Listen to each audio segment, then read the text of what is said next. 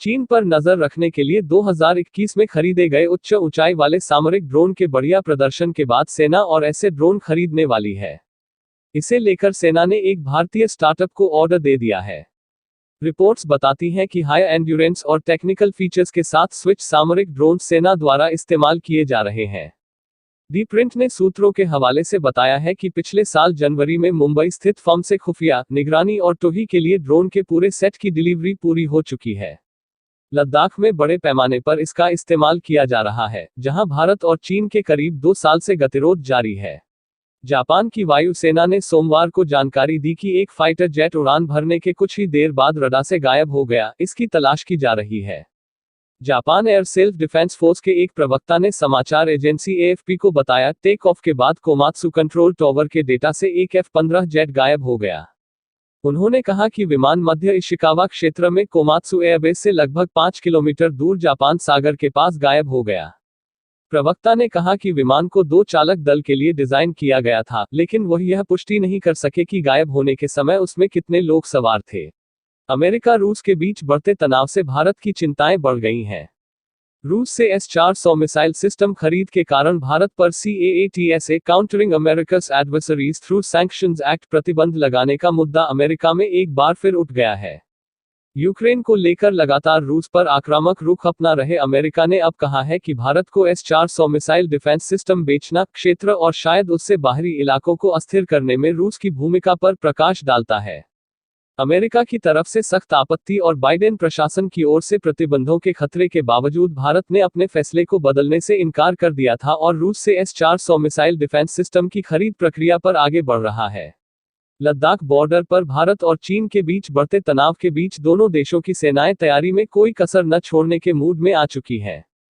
चीन की people's liberation army प्ला ने जहां VT-4 हल्के टैंक तैनात कर दिए हैं, तो भारत की निगाहें रूस निर्मित हल्के tank Russian made light tank Sprut SD पर लगी हुई हैं। दूसरी तरफ चीनी सेना प्राइवेट कंपनियों से मानवहीन चॉपर ड्रोन और अन्य हथियारों की खरीदी भी कर रही है। इस पूरी कवायद से साफ संकेत है कि निकट भविष्य में दोनों ही देश युद्ध की स्थिति में कोई रिस्क नहीं लेना चाहते। भारत ने बॉर्डर पर तैनाती के लिए स्वदेशी लाइट टैंक की योजना बना ली है और DRDO इसे हरी झंडी भी दे चुका है, लेकिन इसमें चूंकि समय लगेगा, इसलिए भारत रूसी टैंक के बारे में भी शिद्दत से विचार कर रहा है। इस टैंक पर भारत की नजर क्यों टिक गई है, यह बताने के साथ आपको यह भी बताते हैं कि चीन की जंगी तैयारी के ताजा अपडेट क्या है। सरकार ने साल 2022-23 का बजट पेश कर दिया है और मोदी सरकार का ये बजट खास तौर पर डिफेंस सेक्टर पर फोकस है और हिंद महासागर में चक्रव्यूह बनाने की तैयारी खास तौर पर की गई है। चीन लगातार हिंद महासागर में घुसपैठ करने की कोशिश कर रहा है और पिछले कुछ सालों में पाकिस्तान भी चीन के कंधे पर चढ़कर हिंद महासागर में घुसने की फिराक में है, लिहाजा मोदी सरकार ने हिंद महासागर में रक्षा कवच चढ़ाने की पूरी तैयारी कर ली है। रक्षा क्षेत्र में आत्मनिर्भरता। भारत सरकार की पूरी कोशिश रक्षा क्षेत्र में आत्मनिर्भर बनने की है और मोदी सरकार ने इस साल भी देश का रक्षा बजट बढ़ा दिया है। भारतीय वित्त मंत्री निर्मला सीतारमण ने घोषणा की है कि देश के बजट का एक बड़ा हिस्सा रक्षा क्षेत्र में भारत को आत्मनिर्भर बनाने की है और मोदी सरकार ने रक्षा बजट का भी एक बड़ा हिस्सा घरेलू उपकरणों को बनाने और स्वदेशी हथियार के निर्माण पर खर्च करने का फोकस रखा है। भारत सरकार की कोशिश रक्षा क्षेत्र में रिसर्च और डेवलपमेंट को बढ़ाने पर रखा गया है, ताकि आने वाले सालों में भारत में खुद उन्नत हथियारों का निर्माण किया जा सके। ब्रह्मोस मिसाइल की बिक्री के साथ ही भारत ने हथियारों के निर्यात की तरफ भी कदम बढ़ा दिया है, लिहाजा फोकस इस बात पर रखा गया है कि देश में ही रिसर्च संस्थानों को बढ़ावा दिया जाए और हाई टेक्नोलॉजी हथियारों का निर्माण देश में ही किया जाए। रक्षा बजट को समझिए। भारतीय वित्त मंत्री निर्मला सीतारमण ने साल 2022-23 के लिए 5.25 लाख करोड़ का रक्षा बजट बनाया है।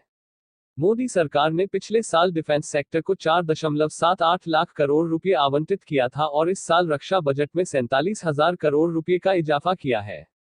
यानी मोदी सरकार ने पिछले साल के मुकाबले करीब 10% रक्षा बजट में बढ़ोतरी की है। इस साल रक्षा मंत्रालय को सशस्त्र बलों के आधुनिकीकरण के लिए 1.52 लाख करोड़ रुपए आवंटित किए गए हैं।